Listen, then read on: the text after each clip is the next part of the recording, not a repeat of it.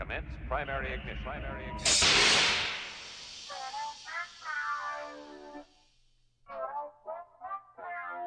This is the way.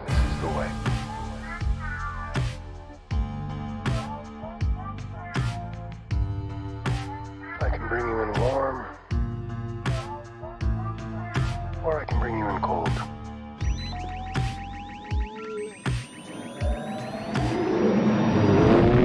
What is up, all of you Ugnaughts and Jawas out there, and welcome back to yet again another episode of Mando Talk. This is the Book of Boba Fett after show, where we do our spoiler discussion of the latest episode of the Book of Boba Fett. And this week we've got Chapter 2, the Tribes of Tatooine. And joining me to discuss this lovely chapter is DJ Foster at Rebel Scum Texan on Instagram. Wait, are you on Instagram? I feel like you've told me this before. Twitter. Yes. Twitter, Rebel Scum Texan. You can go find him there. Yes, What's sir. up, man? I'm doing great. I'm doing fantastic. Spoiler right now, right off the top There of the you go. show. I am now my whole Twitter account going forward is only dedicated to the droid drummer of the sanctuary in Mos Espa. That's it. It's just now all things focused on the droid drummer. I want to know everything about him. I want to know, or her. I don't know which one it is, Sure. but either way, I mean, I'm all for it. As a drummer myself, my interest immediately right through the roof when that dude showed up on screen twice, 2 episodes so far, and it made me so happy. So if you are looking for anything Rebel Scum, just know you're not going to get it. You're only going to get Droid Drummer from here on out. That's it. That's all I want to say off the top of the show. Except we got a couple people who already joined the chat, are tried and true, just one of our best fans, Rural Farm Boy, RFB as we like to call him around here, and then a newcomer I don't recognize, XDO12. What up, or is XDO? It Zado? I don't know. Is it Zado? Is it X pronounced like a Z, like Xavier? Maybe. Either way, Maybe. they have a full blown like review down here in the comments. Love the episode. Wasn't sure they cared about the comics. Yeah, a lot of people feel that way sometimes. And it's before I don't want to read it all, okay, because we're gonna get deeper into the spoilers here in a minute. Yeah. All right. So but we'll come back to this comment. Yeah. We need to make a mental note so we can come back to this. Yeah, we definitely need to make note of that, and we'll come back to it. And I see you again, XDO12. You're dropping another great comment there in the chat. And listen, whoever's out there watching this live, drop your thoughts on Chapter 2 in the chat, and we will eventually read it. We will discuss it. And yeah, let's just go ahead and do this thing. I can't wait to discuss this one. This is an absolutely loaded chapter. I mean, last week it kind of felt like, and here at Mando Talk we enjoyed the first chapter, but admittedly it was kind of a bit slower but more character driven, so I think that's why we kind of appreciated it. But this week, man, I'm telling you, like the notes that I came up with here to kind of run through this episode, I was telling DJ before we went live, I just kind of felt like I just threw up on this little document that we have, and it's just so much stuff that we're going to hit. But listen, we're going to get through it together, and let us know what you think of this chapter, regardless of what platform you're on. YouTube, like I've already mentioned, comments and chat. But listen, if you are on our podcast platforms, I haven't done this in a while, but check out our Discord. I'm going to try to be more active on Discord and communicate with you guys, because I want to know what you guys think of the Book of Boba Fett. So right now, even tonight, I asked in our Discord main channel, what are your thoughts on the Book of Boba Fett 2 chapters in? If you're a podcast listener, or if you're a YouTube watcher, viewer, whatever, go to that Discord. The link is in the description, and tell us what you thought. We would love to hear from you, but let's not waste any more time. Let's get to our spoiler discussion. So again, like we always do, we start with the title. I've already mentioned it here at the top of this episode, but the title of Chapter 2 was The Tribes of Tatooine, directed by Steph Green, written by, again, our boy Jon Favreau. Now, like I said, The Tribes of Tatooine, anything there, DJ, that kind of struck a nerve with you or got you going when you saw those words pop up on the screen first thing? It was early in the morning when I read it. Um, so seeing the tribes of Tatooine made me initially think we weren't going to do a whole lot of Tusken Raider stuff. Now, if you've seen the episode, you know that's just simply not the case.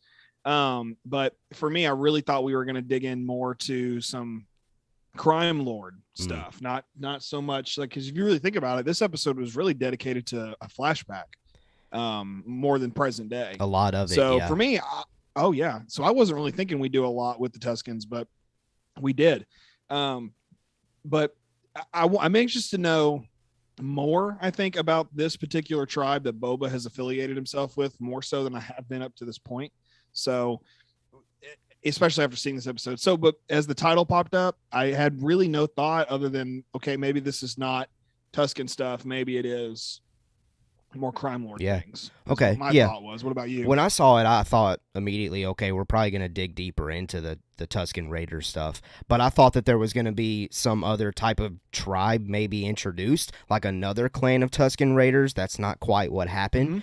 We got another kind of tribe of a different type of species or alien or whatever you like to call them. I don't care. They were the Pikes. The Pikes showed up, and that was super interesting. It was great to see I was them. mind blown when I saw them pop up, and we'll definitely get to that moment whenever we start to do our spoiler discussion throughout this entire episode. But let's go ahead and now shift gears. Let's go linearly throughout this episode, discuss kind of the opener, then the present day stuff, and then we will get to that flashback stuff. So the first thing that we see in this chapter, I think this is something that we called, is a direct just progression of Finnick bringing the Night Wind Assassin to Boba to be interrogated.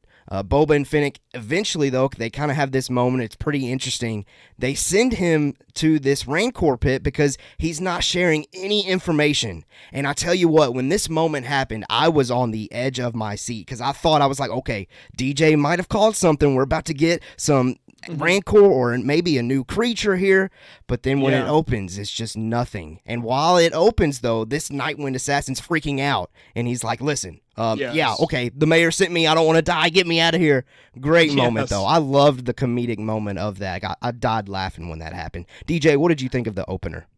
I definitely thought we were going to get a new monster. Very sad that we have yet to get a new monster. Now my hopes, I feel like, of anything being down there have been dashed, because let's really think about this. The Rancor's been dead at this point 5-6 years. Bib Fortuna clearly didn't replace the Rancor. Boba hasn't either. I'm starting to think we're not going to get a new monster down there, which is sad. However, you and I both did say that Finnick was going to bring the Night Wind Assassin back to the palace and be interrogated. You said he'd be thrown into the pit. I was thinking somebody else entirely was going to go into the pit. I never even thought that it would be this guy when we talked about it on Tuesday. Well, maybe I thought about it, but I didn't expect it. You know? Yeah. So the way that all played out was great. It was the perfect kind of humor. I felt it was very humor in the sense of Empire Strikes Back. I felt like that was executed well in the similar style as the Empire Strikes Back. So up to this point, up to literally this point in the episode, I'm really getting a lot of good feels from it. Yeah, no, and it started way faster this go around, and I was immediately hooked. And yeah, immediately after this, the next thing, the natural thing rolled, and I'm glad that the natural thing next just kind of rolled. I think they were sitting there at his throne, and Finnick's like, "Should we go and visit the mayor or something?" And we're like, "Oh yeah, let's go and visit this mayor." It was great that we went ahead and transitioned Before that even happened, though, and they drop him into the pit, I never knew that's how the pit was triggered. I don't know how Jabba triggered it in Return of the Jedi, or if somebody else did it. Oh, he had it like, he kind of like punches it or something, right? So they've switched the mechanism down to the throne like arm rest. You know what? I think I need to probably watch it a third time to even catch that. Yeah. Well, I caught it just a minute ago. I got to watch maybe the first 15 minutes of the show today, because I've only watched it once so far, so I haven't even gotten a second viewing yet. But with that being said, that happens, and then as soon as the trap door opens, then the actual platform that the throne sits on moves forward. So I always thought watching Return of the Jedi, somebody was physically scooting it forward, but it's clear now that it's on some sort of a belt, or I don't even know. It's on some sort of mechanism. So I just wanted to throw that in there because I thought it was a nice touch. No, I thought it was a very cool touch. That's a great analysis. That's something that I completely missed. XDO in the chat mentioned something here kind of with our opener that I feel like we can go ahead and hit before we move on. He says the opening brought more questions than answers. Muchi is a Rancor that Jabba got in the Bad Batch and is different than the one in episode 6. Where is she now? That's a great question, XDO. I would love to know. That would be a fun answer. Maybe we'll have that answered in Bad Batch season 2 later this year when it finally premieres. Hey, that'd be something fun. I would like that. All right, next part of chapter 2, we are back in the streets of Mos Espa, and again, Boba is declining the whole litter idea, and I love that he's kind of sticking to it, but again, it does kind of seem problematic to everybody else around him, though, and we might speak on that a little bit later, because I kind of have a thought on that with a particular character.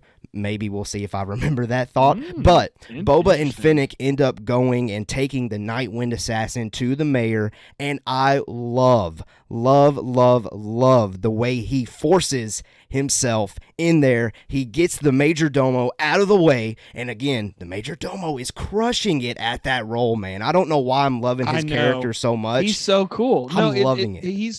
He's a new Bib Fortuna. Like, a lot of people love Bib Fortuna from Return of the Jedi. Mm-hmm. And even when he was brought back just to be killed off, I was like, it's Bib Fortuna. And I just thought that was awesome. And then he was added to Bad Batch as well. And now we're having this new Twilight character, the Major Domo, Major Domo. And he's doing work. It's a cool thing. Yeah, absolutely cool. And before I also want to say, go ahead. I feel like you may have been mentioning what I was about to mention, so keep going. No, well, I was going back to the guy, the Nightwind assassin. Oh, so there's no Rancor in the pit, but he gets killed off 5 minutes later. Yeah, he does. So the illusion that there's still a Rancor in the pit is alive. So I don't think we've seen the end of the pit. Just throwing that out there. Oh, that is an interesting thought. He didn't get to talk to anybody, so he could have mouthed off the whole way to the mayor's office, but he didn't. So there's nice little thought, just throwing that in there for fun, That's it. Okay. That was it. Okay. Well, that wasn't what I was about to say, so I'll just real quickly say it. I told you. I knew it wasn't. The mustache dude, the receptionist. I can't lie, that was guys. Awesome. I can't lie, guys. That kind of took me out of it for a second. It was so ridiculous. It was like, how would somebody react in real life to that? It was very much, Earth going to Mos Espa is what it was. Well, it's so funny because Boba's like, he's just like, okay, no, I'm just doing my own thing. And the mustache guy realizes, okay, I have no chance with this. I'm just stepping away. I don't get paid enough for this job to care about this, whatever. Yep. He could quit. I'll go moisture farm. That's so much easier than this. Absolutely. Is all he's thinking. All right. Well, we get inside the mayor's chambers, and again, the mayor, this was revealed in chapter 1. The name is Mok Shaiz, but we do finally get confirmation that it is in fact that Ithorian that we've seen heavily in teasers and in trailers. And like you mentioned, one of the soldiers kills the assassin and reveals that the Order of the Nightwind are only allowed to operate inside Hutt space. Kind of interesting tidbit of information there. To continue on, just to kind of mention the rest of this scene, and then we'll kind of discuss it. Boba takes payment for bringing the assassin as a tribute and threatens the mayor basically to begin to start treating him as the daimyo that he's saying that he is. But the mayor kind of questions him, and he's telling Boba basically to not assume that he's the one that sent that assassin. And then this last bit of advice, I didn't know what to think when I heard it, but it was very interesting. He says, running a family is more complicated than bounty hunting, and tells him to go to Garsa's sanctuary. DJ, overall thoughts on this scene? Before I pass it to you, though, I'm just going to say I was very much captivated, and I am very much invested now in this underworld kind of power trip that we are dealing with right now in the present day timeline of the Book of Boba Fett. Well, let me borrow something from recency. If you're like me and you saw Spider-Man No Way Home, you probably did some Spider-Man rewatching. I did rewatched Spider-Man Homecoming, and that's where we meet the Shocker, and the Shocker kind of bows up to Vulture in that movie, and then Vulture disintegrates him basically, and he's no more. So I bring that up because Boba is very quickly entering into a world where I love Boba and I don't want to see him die, but he's entering into a place in his power hungry moves that could have him being killed very quickly.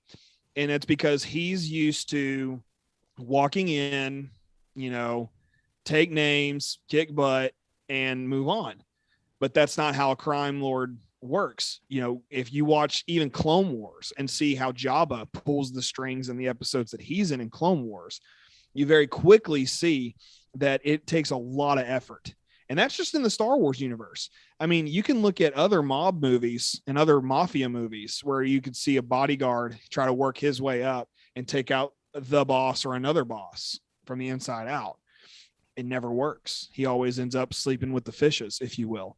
So Boba needs to tread lightly, and I think that's what the advice is here from Mayor Mock Shays. I don't know how to say it yet. Yeah. Does it matter? Yeah.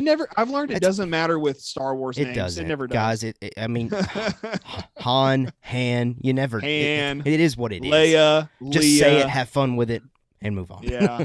Yep. It's always that way. So that's what I'm thinking so far about the mayor, as far as what his warning, or it's not even, I don't think it's advice. It's a warning. It's a warning, like in the form of advice. And I guess sometimes they're one and the same. I think in this instance, they're kind of one and the same. So yeah, it's interesting. I can't wait to see what else they do with that as far as that goes. I definitely don't think we're done with him visiting the mayor. Hopefully. No. I don't know if they're going to be able to have that mayor because it's all CG, I'm assuming, or motion capture or something going on there. That mayor is in a costume. Is it? Okay. It might be difficult to kind of have him up and about. That's all kind of what I'm thinking about with that. So I'm thinking we might go to that chamber a little bit more, but we'll see. I definitely don't think we're done with the mayor. Definitely don't think we're done with Major Domo. All great things going on in this scene. This does, though, Boba, this does entice him to go to Garsa. He listens to that kind of threat/advice and visits him. A great moment here, because inside this little meeting that he has with Garsa, we get a planet drop of Mustafar, because Boba's like, look, you're obviously nervous because you're sweating like you're there. Yes. And this quote, which again, in the moment, I didn't really know what Garsa was talking about, but the quote says, "The twins have laid claim to their late cousin's bequest." And then that entices Boba to say, the twins are preoccupied with the debauchery of Hutta to bother with any ambitions on Tatooine. So Boba is well aware of these twins. He name drops Hutta, planet drops Hutta, which makes us think, okay, Hutts are probably involved somehow. So Boba's well aware of these two twins.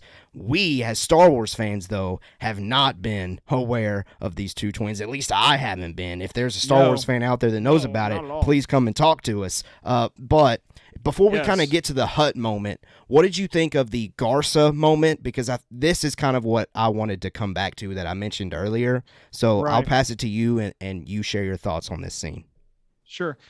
I'll pass it back in just a second because I don't have a whole lot, except that I really think that she definitely looked nervous. She definitely looked nervous when Boba walked in.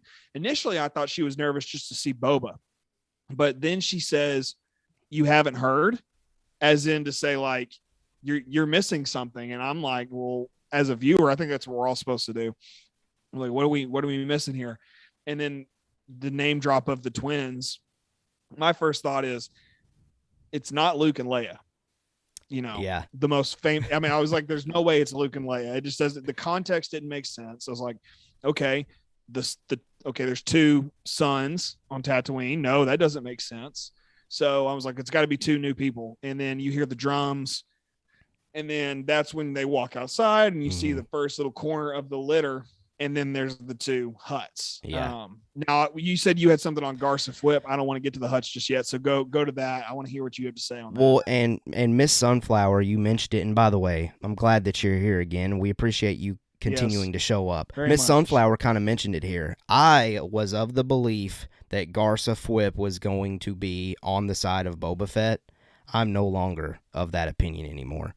Interesting. I think that she as well as everyone else around keeps mentioning you should be arriving on a litter. I think that she's one of those that doesn't want this change that Boba is trying to bring. She's obviously successful. She's bringing in the riches. And I've seen a heavy theory online where she knew what she was doing when she loaded Boba's helmet up with New Republic credits before they went out there in that first chapter. Man. I really do think that at this point, Garsa Fwip is not on Boba Fett's side. I think that she's enjoying the riches that she is getting from, yes, and I also agree with Miss Sunflower. I believe she's secretly also working for the Hutts as well. I think everyone kind of involved, the mayor, Garsa Fwip, all of them are well aware of the Hutt Twins. So that's kind of what I wanted to mention about Garsa before we moved forward to the litter moment. Thoughts on that, though? I think Boba is definitely learning so much right now. Like you keep mentioning the litter, and then you mention how the mayor may be involved with the Hutts and Garsa Fwip may be involved with the Hutts. Remember, as viewers of the story, we are technically in Boba's shoes. That's how it's clear that they're writing it from this perspective. They want us to know about Boba and reveal everything else as we go forward.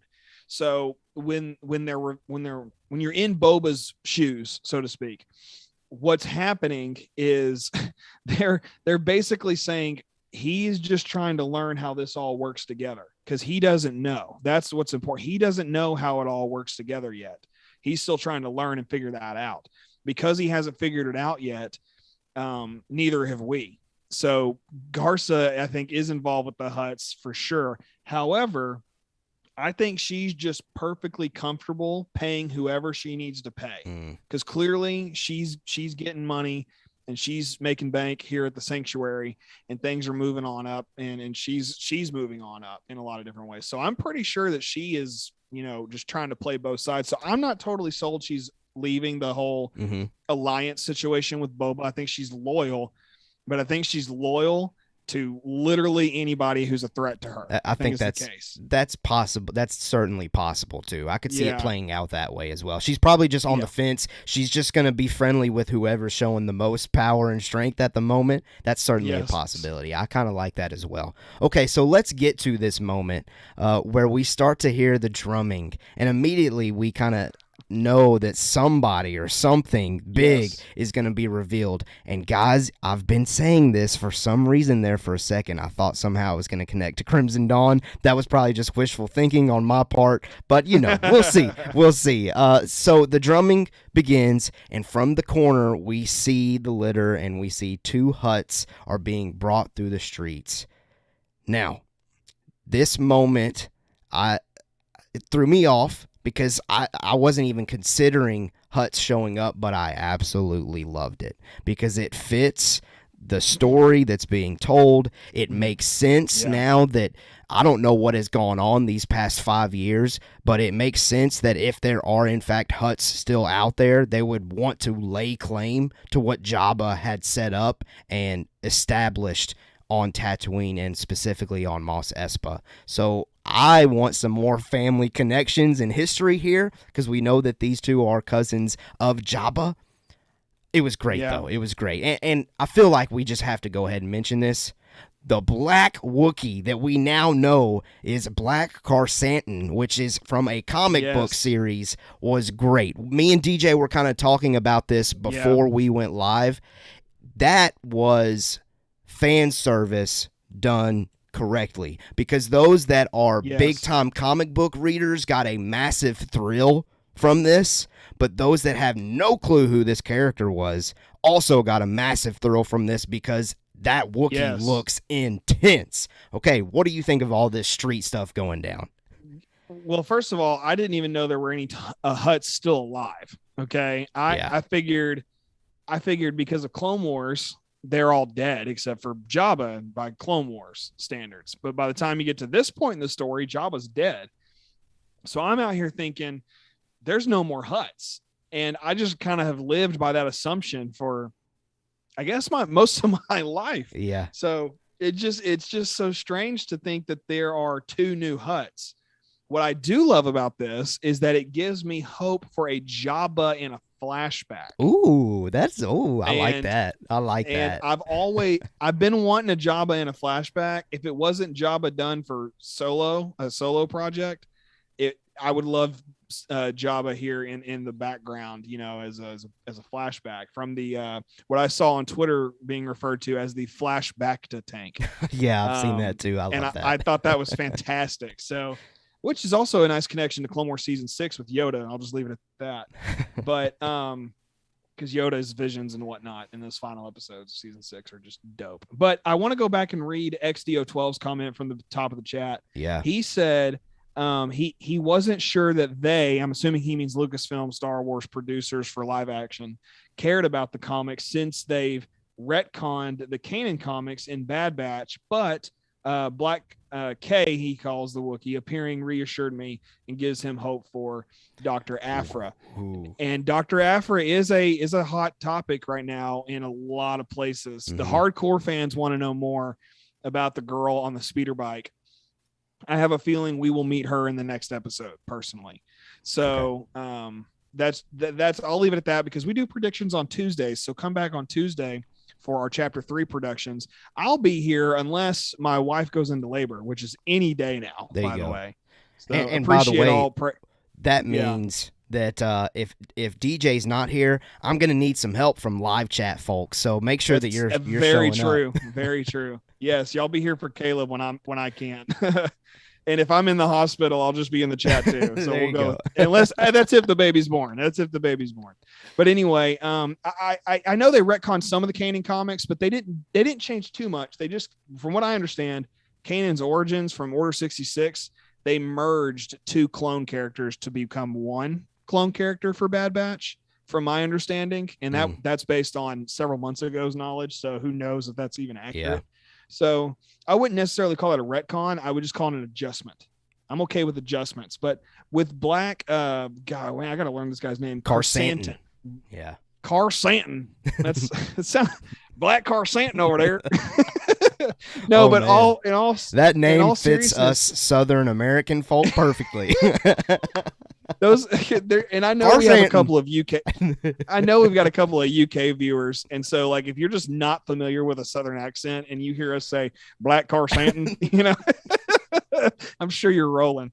But anyway, I love that they're bringing this in here, and I wanted to refer back to that comment before we move forward. But all of this is great. It's cool. It's different. It's weird. And I love when Star Wars is weird.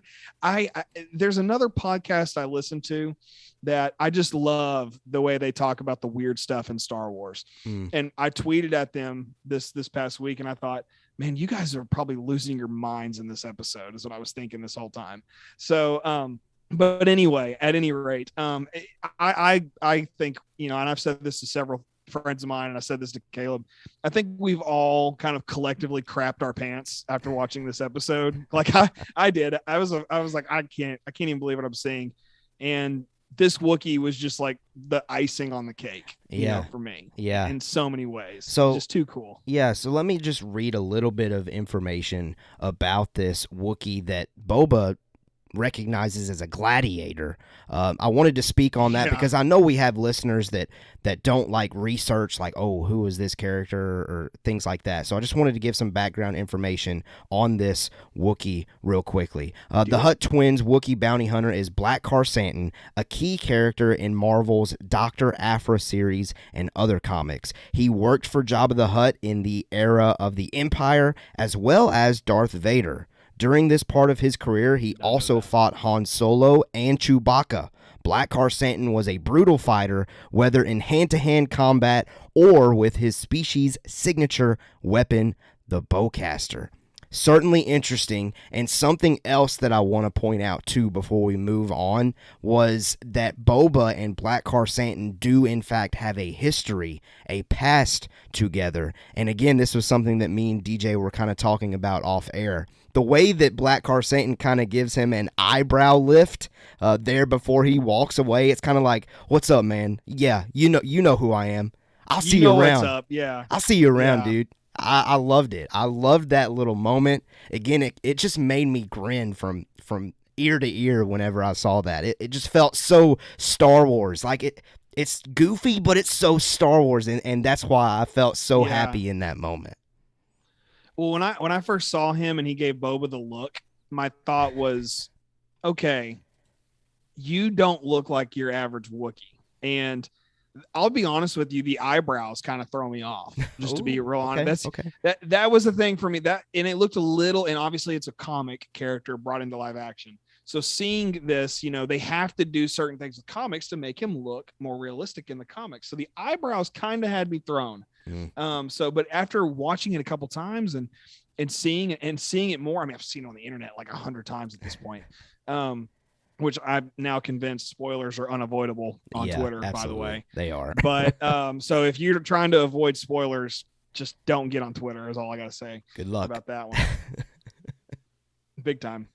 So anyway, I just think the first thing I noticed the eyebrows were the eyes. This is the clearest eyes I've seen on a Wookiee ever, except for The Last Jedi. Chewbacca's eyes in The Last Jedi were pretty crisp and look good, especially when he's trying to eat the porg, which I wish he'd have ate more porgs. I hate the porgs. Yes, you heard it here. I hate porgs. Oh, man. To all you porg lovers. Oh, man. I hate porgs. They're the worst thing ever. I like them. I don't mind them. They're penguin seagulls, and they just, I don't know, like seagulls are just rats with wings, and porgs are just annoying. Hater. Whatever. We're not talking about porgs because they weren't in this episode. But anyway, this thing is cool. Like, this is the epitome. This isn't even like a walking carpet, like Leia says about Chewie. It's like, what is it? It's like a walking like shag carpet rug. I don't know. It just it's huge. I don't know how to really comprehend it, but I do know that I do not want to see this thing in a dark alley at night. Oh, absolutely or in the day. Not. And or ever. And the only other thing that I'll say about Black Krrsantan is we're going to see him again. And secondly, I really hope to see him fight Boba Fett. Man, that would be really cool. A hand-to-hand Wookiee versus Mandalorian, whether he's a Mando or not, it doesn't matter, because then, the jetpack's going to get pulled out and all this really crazy stuff's going to happen, and it's going to be a blast. I want to just, I'm not the person who roots for a fight, but I love watching stuff fight. And I love Wookiees. The idea of a Wookiee fighting Boba Fett is just like, yeah, I can't even handle it. No, I agree. Well, certainly this scene in the streets ends up kind of setting up this eventual conflict of the right for that throne as daimyo of Mos Espa. Now, the question that I put here in the notes, it says, is the request that Garsa discusses that Jabba's power is passed on to his cousins? That bequest that she kind of mentioned there, I think that we've certainly kind of answered that question. I think that that's what the Hutts are expecting. Probably what's happening. That it's kind of like a family thing. And I'm always a big fan of kind of a battle for a throne and the drama for that. I'm a massive fan of Game of Thrones, so I'm subscribing to this little thing that we've got going on here in this little underworld it is stuff that we've got. Definitely a power struggle, Yeah, and the only other thing... Because it's a power struggle, it's so cool. Yeah, absolutely. Go ahead. Absolutely. The only other thing that I wanted to mention before that kind of ends our present day discussion is that Boba and Finnick appear to go straight back to the sanctuary before we flash to Boba in the Bacta-pod for a flashback. So I'm assuming so far the Book of Boba Fett continues to pick up right where we left off. So I'm assuming that we might start in the sanctuary next week. We'll see. That might be something that we discuss on Tuesday's prediction episode So stick around for that. Make sure you're subscribed to the YouTube channel for that, because we're live at 6 p.m. Central Standard Time to do our chapter predictions. Okay. It's exclusive on Tuesdays to YouTube. That is true. That is true. Yeah. All right, let's transition now to the flashback moment. We have one flashback scene or story in this entire episode, but it took a lot of the episode timing. So we'll try to get through it. We'll try to get through it together. Okay, we kind of start with Boba being trained by the awesome female Tusken Raider warrior. This is one of the characters that kind of stole the show with this one. And then suddenly, kind of while this training is going on, a train then comes rushing through the sands of Tatooine and kills some Tusken Raiders and a bantha, man. And, man, that was tough to see. That bantha kind of got... well, actually, take that back. Now that I think about it, did the bantha die or did it just get hurt severely? Oh, no, it got shot and killed. Okay. Yeah, that is now bantha steak. They're going to eat really well for a little bit. Okay, just want to... I mean, look. I would eat a bantha steak. I just want to put that out there. I would eat bantha. It probably would be pretty good. Probably would be. They're the cows of Star Wars. Okay, I'm gonna leave it at that. Okay. Well, what Boba then decides to do is he wants to go after the criminals from Chapter 1 because he sees them traveling on those speeders, and I'm thinking he's thinking that if he can handle them, he can get some equipment for the Tusken Raiders to get, I guess, revenge on the group that was inside that train. So we get this moment where Boba treks to, you better believe it, Tosche Station. We finally see this location, and also, guess who's there? Cammy and Fixer. Cammy and Fixer, man. Cammy I couldn't and believe Fixer. it. It was awesome. It was awesome. I was so surprised. Speak to this scene. We get Boba kind of just wrecking shop once he shows up. What did you think of this moment? It was great because it was a culmination of the story from Chapter 1 and also Chapter 14 of Mando Season 2. We got to see this nice middle section of where Boba was coming out of the Sarlacc pit versus where Boba is in Mandalorian. So it's really nice to see that the training paid off in a way that benefited not just Boba's character, but also some people within the story. And Cammy and Fixer being there was just perfect. I mean, and Boba, it's nice to see that Boba is kind of true to his character as he was in Clone Wars. Boba was not up to, he didn't want to be the guy who was doing slave trading, essentially. He was just like, I'm just trying to earn a buck. And he's still kind of the same way, even now at whatever age he's at this point. He's still just a guy trying to earn a buck. And while he's trying to make a buck, he's okay with tearing up some gang members, which that's how I prefer my Boba. I like Boba to tear up gang members. I think it's fantastic. It's good stuff. Yeah. So to me, this whole scene was incredible. And I just couldn't believe it was Tosche Station. Honestly, I just can't believe this is Tosche Station. I can't bove we're actually at Tosche Station. Yeah. And it just seems a little so sad natural. You didn't pick up power converters. It did seem, it did seem natural. No, I kind of wanted like on the shelf, if there was like, I don't know what, now I see Tosche Station as like a restaurant, or maybe it's like a restaurant and store. Who knows? I was really hoping to see like on the shelf something that looked like a cylinder and it just say in like Orabesh power converters and people talk about it was what I was hoping, but that obviously didn't happen. Yeah. Well, and tangent, but whatever. I also wanted to mention before we left this scene too that I also thought that this was a second perfect execution of fan service, because again, they don't name drop them, but us as Star Wars people, we know that that's them. But then people that don't know all the small details in the deleted scene from A New Hope, they can still enjoy the moment and not feel like they're missing anything out. So I thought the execution of all of that was great. Now Boba ends up. What you got? They did the same thing with the Wookiee. They're doing it with Tosche Station. They did it with the Wookiee. They executed it perfectly. Yeah, absolutely. All right, so Boba ends up taking the speeders. He takes them to his Tusken Raider tribe, and he begins to start to train them to use these speeders, and this leads to quite comedic moments. I think right now, big time, the thing going around on Twitter at least is the like a bantha kind of bouncing up and down that Boba does there for a minute. It was great. Yeah, I loved this. I loved it. I thought it was hilarious. That was awesome. I like I said, the humor in this, we've had 2 or 3 beats of humor that were just insane. They were perfect. People are talking about it. That's what you want with a show like this. You want people to talk about it. If this director, what was her name again? Steph Green. If Steph Green comes back and does Star Wars forever, if she does Star Wars until she's gone and we're all gone, it was perfect. It was just absolutely perfect. I thought everything she did with the humor side of things was perfect. So you can see me on Twitter talking about the droid drummer, whose name I've already forgotten. Sorry, RFB, because he sent it to me on Twitter, and Boba riding like a bantha. That's all I'm going to talk about from here on out. Is there just you those go. 2 things. There you go. Well, we get a bunch of different training shots. Like another one that comes to my mind that was funny is when one of the speeders goes over one of the Tuskens whenever he falls off. That was so hilarious. Funny. It was all just gold. The way that the comedy that ensued from this training moment was absolutely great. But and can we talk about how we called that though? Yeah, that was wild. And we like, listen, we're not called it people. I'm never like a called it culture person. I never have been.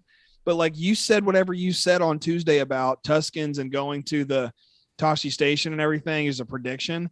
I was like, what if they steal the speeders? And then when it happened, I was like, that was when I crapped my pants, by the way. I was like, oh my gosh, I can't believe they're riding speeders. And like this inner part of me, my early 2000s action figure guy. I mean, I've got action figures back here for crying out loud, but you know, I want Tuskens on speeders so bad. I'm gonna buy the toy. I've already just like, I'm buying the toy. I have to have it when it comes out. It's too cool. Yeah. I had to throw that in there because it was so exciting. No, absolutely. I mean, it was pretty wild that we even mentioned that during the Tuesday prediction thing, and we actually saw it happen. Like that is pretty crazy. Next thing here in this episode, after we get over the training moments, the train arrives and Boba and company begin their approach and attack. So I'm just going to run through kind of the scene here, and then we're just going to discuss it kind of overall. It is revealed that it is Pikes on the train. The female Tusken Raider warrior arrives and absolutely wrecks. Again, great action from this character. A droid conductor is revealed, and I'm going to come back to a question with that whenever we see the what's the I don't know my train anatomy right now. Where the conductor is. What's that place called? The locomotive. I don't know. I need to watch Thomas and Tank Engine or something. I'm missing it. I don't know trains. Boba makes his way to the front of the train, and the droid conductor bounces, kind of crawls away, kind of like I got Grievous vibes whenever I saw weird. that. It was weird, yeah. And Boba does, in fact, end up stopping the train. So overall, DJ, what did you think of just like the action, the shots, and what ensued whenever they were trying to take over that train? It's like I said on Tuesday, we're pulling from 2 genres in this show, mafia and cowboy movie. And this was a love letter to all Western fans. And George Lucas is a Western fan. Jon Favreau is a Western fan. It doesn't even surprise me for a second that Jon Favreau wrote in a train sequence. Loved it. It reminded me so much of Back to the Future 3, which is an underrated film. I just want to throw that in there. I feel like so many people hate on that movie. The engine, is it called the engine, the front of the train? I don't know. Because RFB just said the engine. I have no idea. Somebody needs to let us know what that. I know what the back is. The back's a caboose. Yeah. But yeah. I don't, and then train cars or box cars anyway. No, this was awesome. I mentioned it in the chat, but Joanna Bennett is the actress playing the Tusken female warrior. Good call. And I just want to also throw in, I looked at a little bit of her filmography earlier this week or yesterday, I guess it was. And she has been a stunt woman she's been a double for Captain Marvel and Wonder Woman. Okay. And she's also been a background Amazon in Wonder Woman. So she's we're looking at Wonder Woman and Captain Marvel in Star Wars. There you go. So like she's done all three: MCU, DC, Star Wars. All she needs now is her Lord of the Rings and Game of Thrones badges, and she's done it all. If she doesn't already have her Game of Thrones badge, she might. I don't know. But I just thought, man, this whole sequence was awesome. There was humor in it, which I love because it took the stress off and then brought me back. It was a nice level of things. I died laughing whenever the warrior popped up for some reason. The image, when you pulled the image up on YouTube, I kind of laughed. I was like, oh yeah. Just bloop, like a Jack in the Box and Elf. It was like she was looking like, okay, what do I need to do next? And she like interpreted what she needed to do next, and she just went and kept doing it. It was great. It was great. It was good stuff. I loved every second of it. The question though that I had here that I wanted to discuss was, for some reason, this might be way off, but whenever they showed how the train was being powered, I thought of the way that the coaxium looked from Solo. And that kind of connects there to the Pikes. That was just a question that I had in the notes. Was that train being powered by coaxium? I don't know. Potentially. Why not? That's what I'm going to say currently, though. That's just going to be my own headcanon, that there's a little connection there to Solo, a Star Wars story, that train is in fact being powered by that. Fair enough. Fair enough. Okay. In case you weren't here Tuesday, a hard fair enough and a light fair enough are two very different things. Yeah. Leave it at that. Go back and watch our Tuesday show. There you go. Okay, so next up, they like we mentioned, the train gets stopped. The Tuskens raid the train. Boba speaks to the Pikes as if he has some familiarity with them. At least that's kind of the vibes that I got, which would certainly make sense. And I'm sure there might be some comic connections there. I'm not deep into the comics frequently. Like, I look up things whenever I hear about important things going on, but I don't really have the opportunity to read them. So I'm sure that he's ran into the Pikes at some point. It is revealed that the Pikes were hauling Sansana spice from Kessel. And again, a great connection there to Solo, a Star Wars story. Boba informs them that they must pay the Tusken Raiders if they are to pass on the sands of the Dune Sea anymore. Loved that. Again, Boba's kind of establishing himself here, kind of as like the guy on Tatooine here. I know it's still a flashback. He's like the major domo for the Tuskens at this point. And I'm loving it. Let's see here. Boba lets them go under the protection of the Tuskens to go back to their syndicate to present the terms he has given. I love this. One thing that I want to mention about the Pikes, though, for some reason, like the visual of them, it keeps changing. Like, I felt like they look different in Solo. They definitely look completely different than what they look like in the Clone Wars. I know that that's not really a live-action type of thing that they could mimic, that the way that they look in the Clone Wars, but they keep changing kind of the look on them a little bit. Thoughts on that? Well, let's think about this. Solo takes place 10 years before A New Hope, and where we're at in Book of Boba Fett is 5 years after A New Hope. That's 15 years. Now let's look at Earth. Do you wear the same clothes you wore 15 years ago? No. I'm just style change. It's just style change. Sure. They can still be the Pikes and look different in different eras. I mean, Jabba didn't look, well, I mean, Jabba did, I guess technically look the same from episode 1 to episode 6, other than being digital versus puppet. But for the most part, style can change to a certain degree. Even if you look at the background characters on Tatooine, they look a little bit different than they did in A New Hope, and they look a little bit different than they did in Phantom Menace. So That's style fair. is changing. So I'll go with the real world practicality on that one, from a storytelling and behind the scenes standpoint. But you're right. If you don't think about it from that angle, it does look different. They don't look like they do. They definitely don't look like they do in Clone Wars. And Clone Wars are like 7 foot tall and real lanky. And These guys are like 5 foot, 6 foot people, and they look like humans. You know, it very clearly is a human in a costume. So yeah. And it does look different from Solo too. So, you know, a lot of different things happening here. Absolutely. Well, listen, all of that kind of action, I thought it was great. The whole train moments, and again, the crime syndicate action here going on between Boba and the Pikes, I absolutely loved It's good those stuff. moments. Good soup. Good soup. Good soup. Good soup. They kind of go back to camp.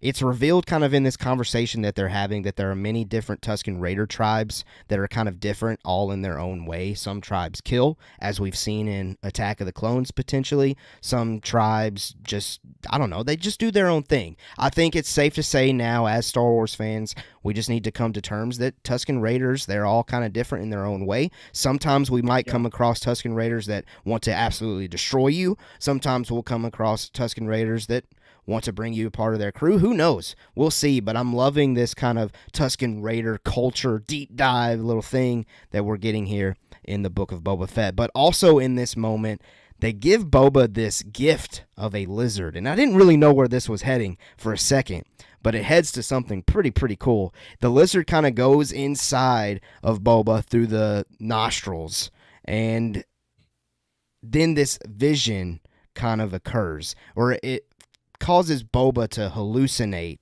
and it leads to a lot of great visuals and great shots. So I'll just run through them, and then again we will discuss.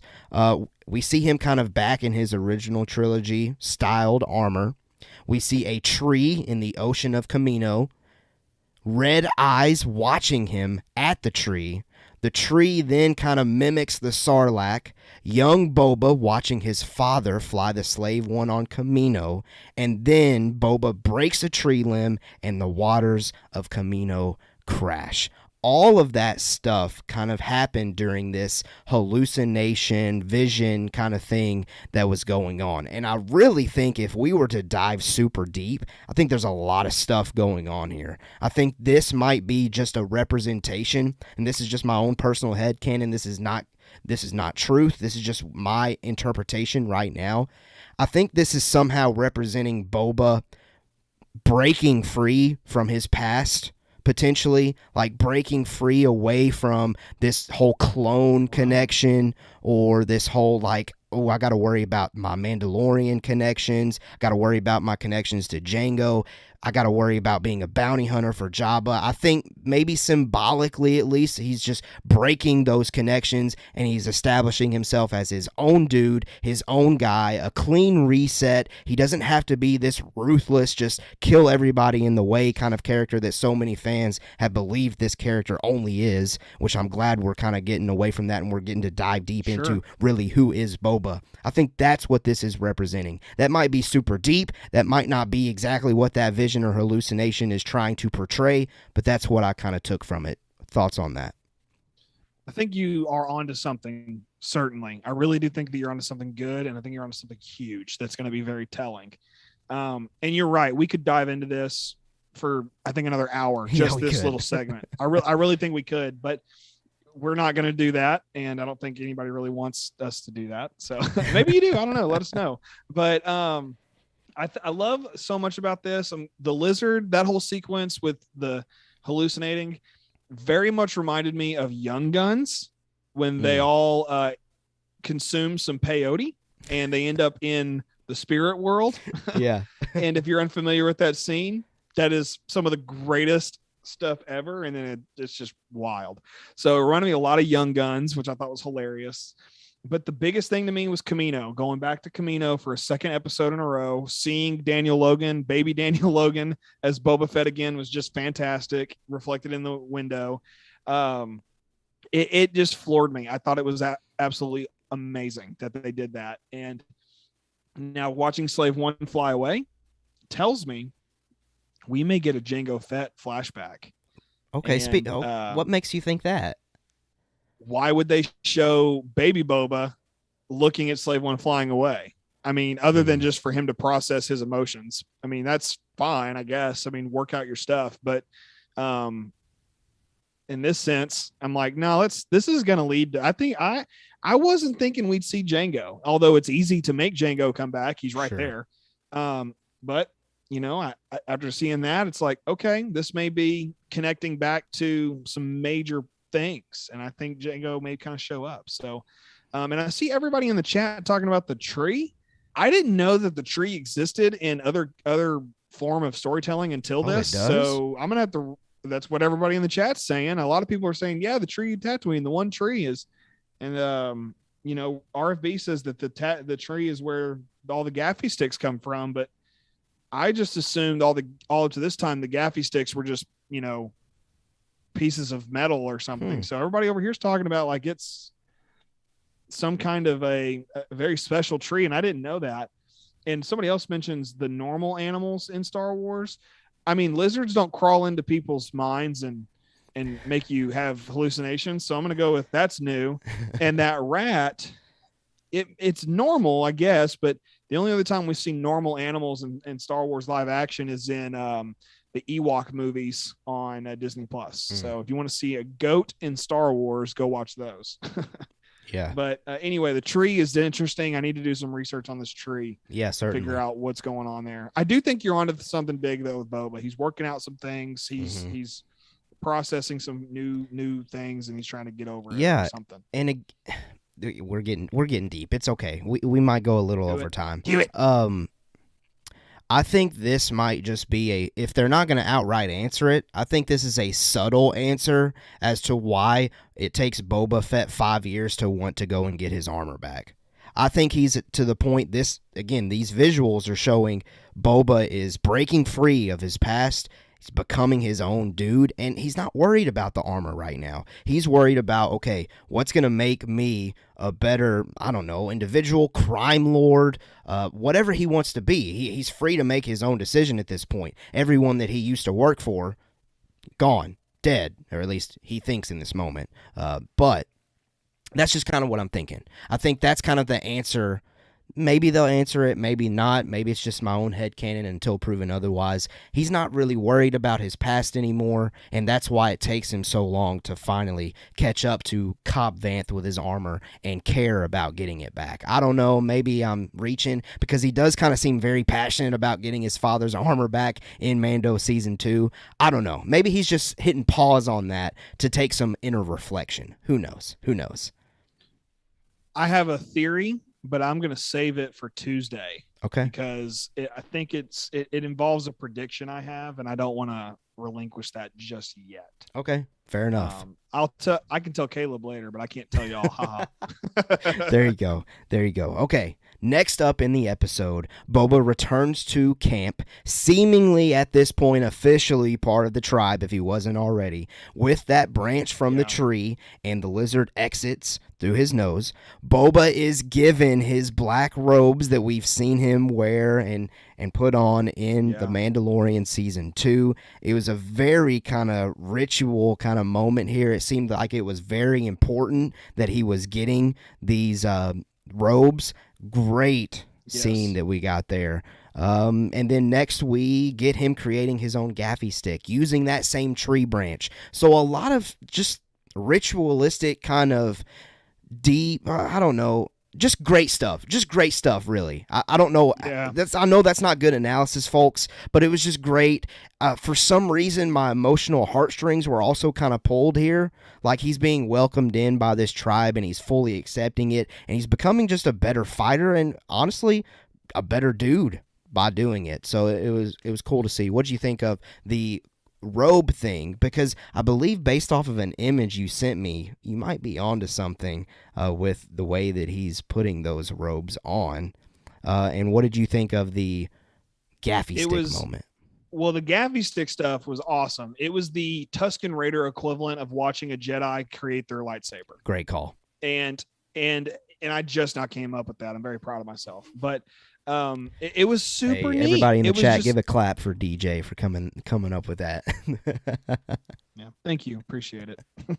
But anyway, it was very reminiscent of that, and I haven't done it in a very long time, but I used to really enjoy doing woodworking, and it was nice to see stuff like that taking place in this episode. So it was really cool, and to watch it all kind of come together and it be the same gaffy stick from Mando was great. So it's a really cool deal. And then there was something else you just said. I lost my train of thought. The way he's putting his robes on. The robes going on were very similar to the droids putting on his armor in the first chapter, which again, y'all come back Tuesday because I just keep coming up with these little predictions as we're going. I've had to write them out so I don't forget. There you go. But I think that this droid moment is very telling from the first chapter as it is now with the Tuskens dressing him here. But very ritualistic for sure. And it's very cool to watch that happen and be it passed down to him. Mm-hmm. Yeah, it was great. It was absolutely great. And by the way, another great chest jacked muscular dude moment in Star Wars with Tamara Morrison. I'm so glad you said that. It's like poetry. It rhymes. Because we've got high-waisted pants Boba, and now we also have high-waisted pants Kylo Ren. Yeah. So it's just, I think Kylo Ren had a conversation with Boba Fett and said, "Hey, why do you dress like that?" And then Boba goes, "Oh, I dress like this because these guys that killed your great grandmother." maybe Star Wars is me how to onto dress. something. Maybe all of us dudes need to start wearing really high-waisted pants. We just need to only work out the chest and the arms and then just wear high-waisted pants. That way we all just look ripped all the time, walk around like this. It'd be the best option, I think, at this point. It would hide my gut, that's for sure. Hey, we all need help, man. We all need help. Okay, very end of the episode here.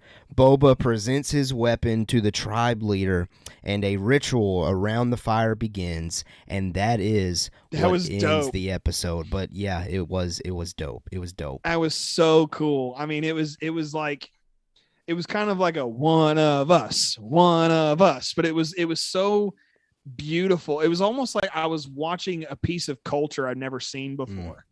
It was so cool to me, and it's so much of the Tusken Raider stuff in these two episodes have reminded me of things I learned about Native Americans when I was in school as like a child, and this is just so neat to me. I'm so invested in this Tusken Raider culture.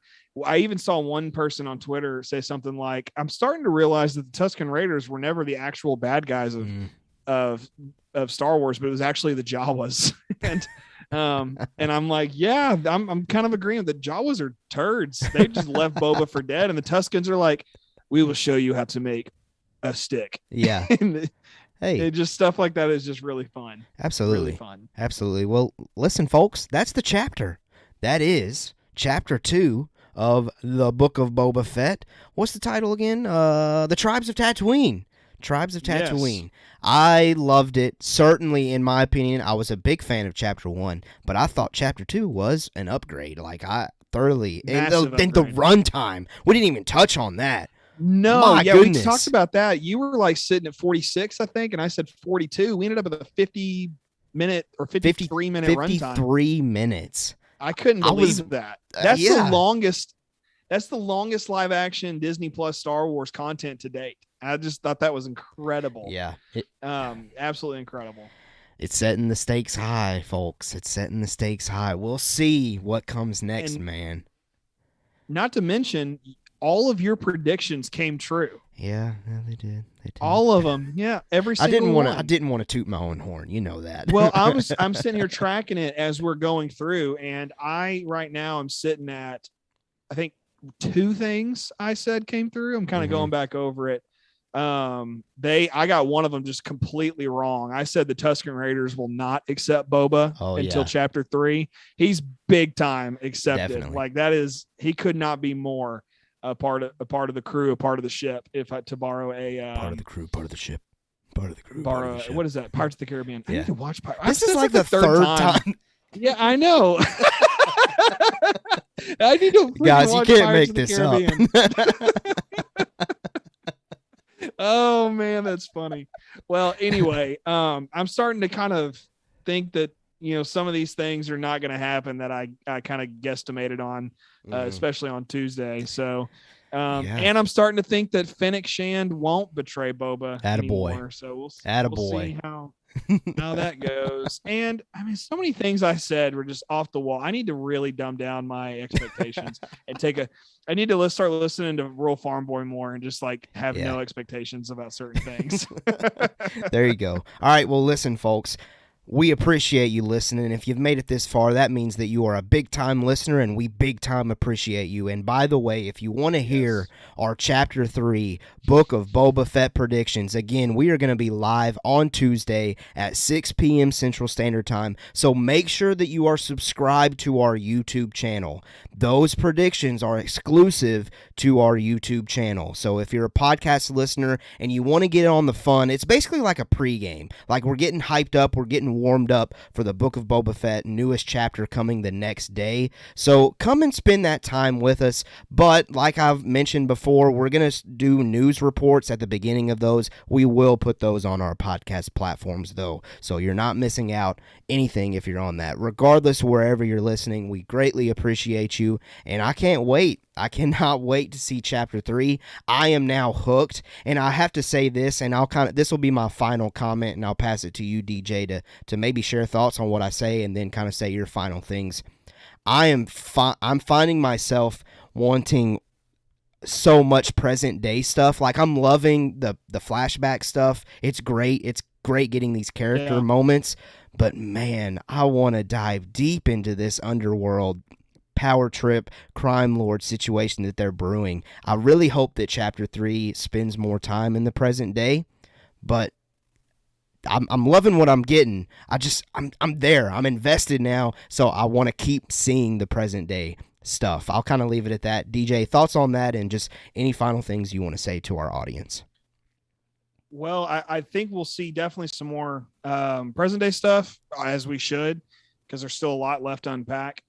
However, I think we will be spending a lot of time in the flashback to tank some more next week. Yeah. So we'll see. And I've already written out some predictions. Really excited. Oh, let's go to really talk about those on Tuesday. Force willing, if I'm able to be there. So we'll get them. If you're not able to be there, I'll send them. I will read them for you for sure. I will send them to you. You can read them in my stead. Yes. There you go.